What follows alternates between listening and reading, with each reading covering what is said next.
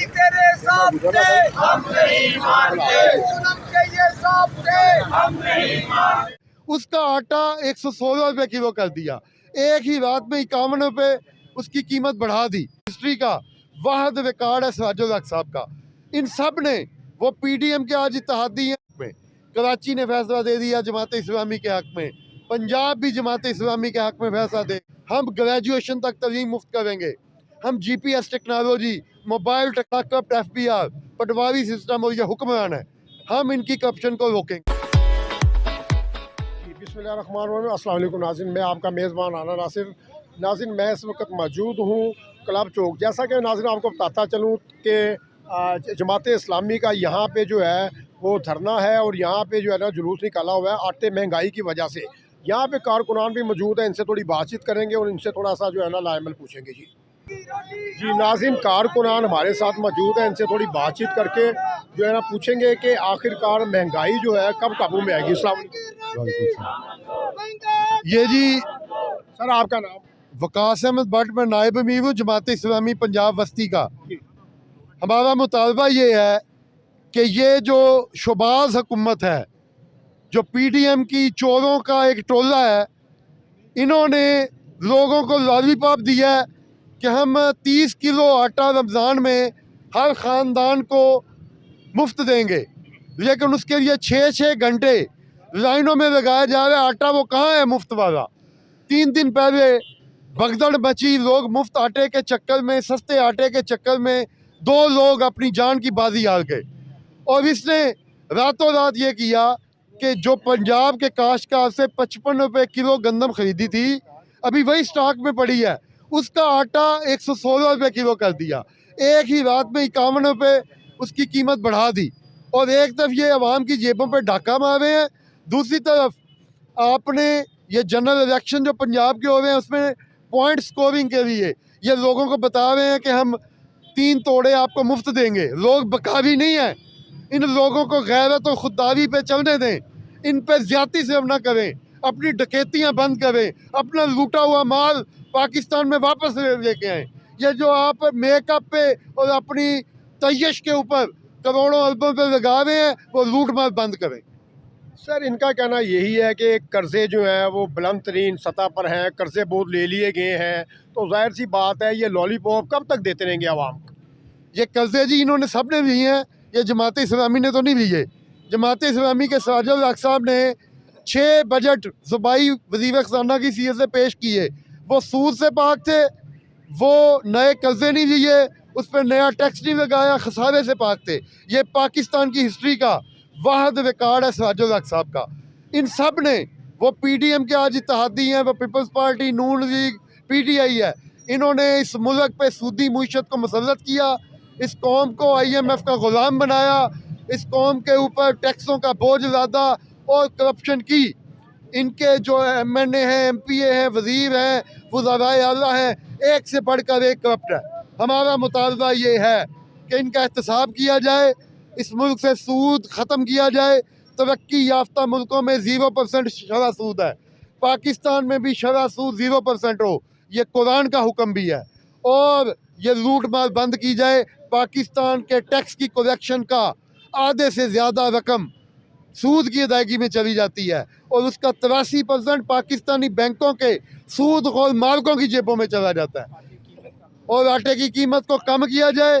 और ये 51 रुपये रेट बढ़ाने का कोई जवाब नहीं था, जिस तरह शुगर माफिया के साथ मिलके पीडीएम की पार्टियों ने और पीटीआई की पार्टी ने मिलके लूटा, अब ये फ्लोर मिलों के साथ मिलके लूट रहे हैं लोगों को। सर, अगर आटे की कीमतें कम नहीं होती तो अगला आपका लाएमल क्या होगा? ये एहतजाज का दायरा वसी होता जाएगा। हम इस मुल्क में अमन कायम रखना चाहते हैं, हम इस मुल्क की पुलिस के साथ और अपने जैसे ही लोगों के साथ दस्तों गिरबानी होना चाहते, लेकिन हम इन हुक्मरानों का गिरबान भी पकड़ेंगे, इनको घसीटेंगे भी, इनका हिसाब भी लेंगे और आवाम को शऊर जगाएंगे कि आप जमात इस्लामी का साथ दें। हम इनके रास्ते भी बंद करेंगे, हम आवाम के रास्ते बंद नहीं करेंगे, हम इन हुक्मरानों के रास्ते इंशाल्लाह बंद करेंगे। इनको घरों से नहीं निकलने देंगे, या ये मुल्क छोड़ के भागेंगे या हमारे पैसे का हिसाब देंगे। वकास भट्ट, कदम बढ़ाओ। विकास पर कदम बढ़ाओ, विकास पर कदम बढ़ाओ, विकास पर कदम बढ़ाओ। अच्छा सर,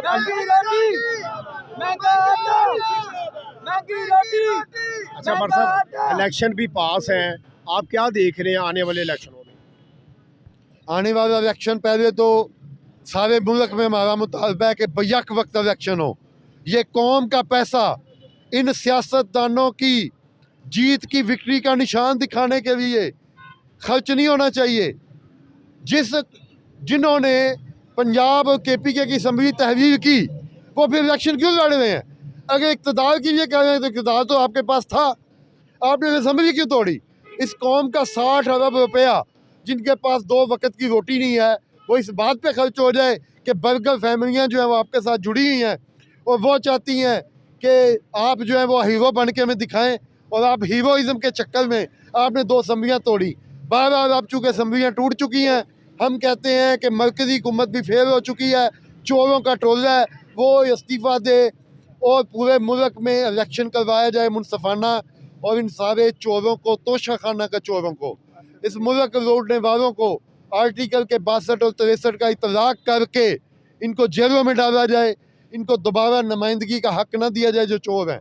सिर्फ दयानतदार लोगों को, अच्छी शोहरत वाले, वो खा हमारे मुखालफ ही हों, हम वेलकम करेंगे वो हमारे मुकाबले में आएँ, लेकिन चोरों को हक़ नहीं होना चाहिए कि जिसको आप पंजाब का सबसे बड़ा डाकू कहें, फिर उसको इया का नाबुदो व इया का नस्ताइन की आयत भी पढ़ के सुना दें और फिर कहें इसको वोट दे दो और मैंने इसको वजीरा अपना। ये क्या मजाक है? एक तरफ अल्लाह का कुरान पढ़ते हैं, एक तरफ आयात पढ़ते हैं, दूसरी तरफ डाकू को वजीरा बनाने की बात करते हैं। यही हुकूमत, ये PDM की हुकूमत भी इसी तरह चोरों का टोला है। तो हम ये चाहते हैं कि इस इलेक्शन में तब्दीली की लहर चल पड़ी है। ग्वादर ने फैसला दे दिया जमात इस्लामी के हक़ में, कराची ने फैसला दे दिया जमात इस्लामी के हक़ में, पंजाब भी जमात इस्लामी के हक़ में फैसला देगा, क्योंकि वाहिद पार्टी जमात इस्लामी है जो इन सब चोरों से अलग थलग साफ़ सुथरी पॉलिटिक्स का भी है, उसका एक अलग बयानिया है, वो अवाम का बयानिया है, वो आइन का बयानिया है, इस मुल्क का बयानिया। अच्छा सर, अगर इलेक्शनों में आपकी जीत हो जाती है, आप कामयाब हो जाते हैं, तो आप गरीब आवाम के लिए क्या करेंगे? जी, हम सबसे पहले इस मुल्क में शरह सूद 0% करेंगे, ताकि जो 3500 अरब हर साल सूद हमारी जेबों से निकाल के, टैक्स की रकम से निकाल के पाकिस्तान के बैंकों को देते हैं, हम फॉरेन बैंकों की बात नहीं कर रहे, सिर्फ पाकिस्तानी बैंकों को 3500 अरब देते हैं। इससे हर साल हम 25 यूनिवर्सिटियाँ पाकिस्तान में नई बनाएंगे और 100 से 125 यूनिवर्सिटी 5 साल में बनाएंगे। हम 10 साल नहीं मांगेंगे, 5 साल में डिलीवर करेंगे। हम लोगों के लिए 200 यूनिट बिजली फ्री करने के लिए सोलर पैनल उनको, गरीब लोगों को, कम आमदन वालों को मुफ्त लगा के देंगे, ताकि वो सोलर पैनल से उनको वापडा के ग्रिड में जो बिजली जाए उसका उनको रिपेयर मिल जाए। हम ग्रेजुएशन तक तलीम मुफ्त करेंगे। हम GPS टेक्नोलॉजी, मोबाइल टेक्नोलॉजी और EV टेक्नोलॉजी, बैटरी टेक्नोलॉजी, वो टेक्नोलॉजी की इंडस्ट्री और यूनिवर्सिटियों के अंदर डिपार्टमेंट बनाएंगे। इसलिए कि जब तक टेक्नोलॉजी नहीं होगी, तालीम नहीं होगी, उस वक्त तक आपकी एक्सपोर्ट नहीं बढ़ेगी, उस वक्त तक आपके नौजवान को रोज़गार नहीं मिलेगा, उस वक्त तक मुल्क तरक्की नहीं करेगा। ये आप तो क्या इतने नालायक हैं, ये 75 साल से खुदरी तेल, एक ज़री मुल्क, वो भी इम्पोर्ट कर रहा है, $4.8 बिलियन का सालाना, और ये नालायक लोग हैं। तो इसका हमारे पास पूरा जमात इस्लामी के पास हल है, और जमात इस्लामी के पास सबसे बड़ा हल है दयानत। जब हमारे पास दयानत है, हम चोरी नहीं होंगे करने देंगे। और इस मुल्क में 3000 अरब हर साल करप्शन की नज़र होता है। सबसे बड़ा करप्ट FBR, पटवारी सिस्टम और ये हुक्मरान है। हम इनकी करप्शन को रोकेंगे, अपना एक एक निगरान हर दफ्तर पे कारकुन बिठाएंगे, जो इनकी रोज़ की निगरानी करेगा कि इन्होंने कहीं डंडी मारी है तो कंप्लेंट सेल में आए लोग हमारे पास। ये हमने कराची में तजर्बा किया। MKM के मुकाबले में जो 4 अरब या 6 अरब पूरे साल का टैक्स इकट्ठा करती थी, हमने नया टैक्स लगाए बगैर 43 अरब रुपया वहाँ सालाना टैक्स इकट्ठा किया। जी नाज़रीन, आपने देखा, जैसा कि बर साहब का कहना यही है, अगर हमारी हुकूमत आती है तो हम लोगों को सोलर पैनल सिस्टम जो है फ्री देंगे, रोज़गार देंगे, नौकरियां देंगे और आदोयात की कीमतें जो है वो कम करेंगे और अपनी आवाम को गिफ्ट देंगे। जी नाज़रीन, कैमरा मैन शहजाद के साथ राना नासिर को इजाज़त दीजिए। पाकिस्तान जिंदाबाद।